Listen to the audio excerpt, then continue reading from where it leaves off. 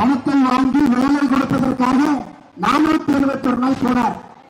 வருகின்ற காலத்தில் அவர் போக போறது டாஸ்மாக் கேஸ். அந்த வேலை முன்னாள் அமைச்சர் செந்தில் பாலாஜி டாஸ்மாக் கேஸில் சிறைக்கு செல்வார் என்று பாஜக முன்னாள் மாநில தலைவர் அண்ணாமலை தேர்தல் பிரச்சாரத்தின் போது அறிவித்துள்ளது பரபரப்பை ஏற்படுத்தியுள்ளது. கடந்த 5 ஆண்டுகளில் டாஸ்மாக் வருமானம் மட்டுமே 2,24,000 கோடி. நான் வர்றதுக்கு முன்னாடி என்னுடைய நண்பர் குடிமகன் ஒருத்தருக்கு போன் பண்ணேன், அண்ணே கோட்டர் ரேட் எவ்வளவு விற்குது? அவர் சொன்னார், என்ன தலைவா இப்படி கேட்கிற, வீரனா நார்மல் பிராண்டான்னு கேட்டார். ஏதோ ஒரு பிராண்ட் ரேட்டை சொல்லணும். வீரனா இருந்தா 140 ரூபாய், எலெக்ஷனுக்காக 20 ரூபாய் ஏற்றி இருக்கிறாங்க, 160 ரூபாய்.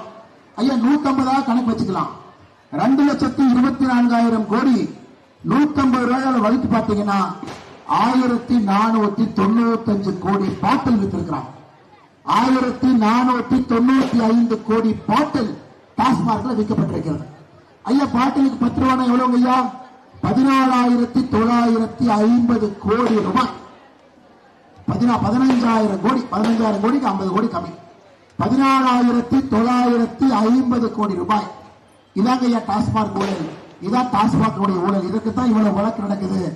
இதுக்குத்தான் ஒருத்தர் போல ஐயா நீங்க தப்பா நினைச்ச கூடாது. 10 ரூபாய் பாலாஜி ஜெயிலுக்கு போனது இந்த கேஸ் இல்ல, அது வேற கேஸ். அது பணத்தை வாங்கி வேலை கொடுப்பதற்காக 471 நாள் போனார். வருகின்ற காலத்தில் அவர் போக போறது டாஸ்மாக் கேஸ். அந்த வேலை பொதுமக்கள் நீங்க யாரும் குழம்பிக் கொள்ளக்கூடாது. அந்த கேஸ் வேற, இந்த கேஸ் வேற. 14,950 கோடி ரூபாய். செய்திகளை உள்ளது உள்ளபடி தெரிந்து கொள்ள ரெஃப்ளெக்ட் நியூஸை சப்ஸ்கிரைப் பண்ணுங்க.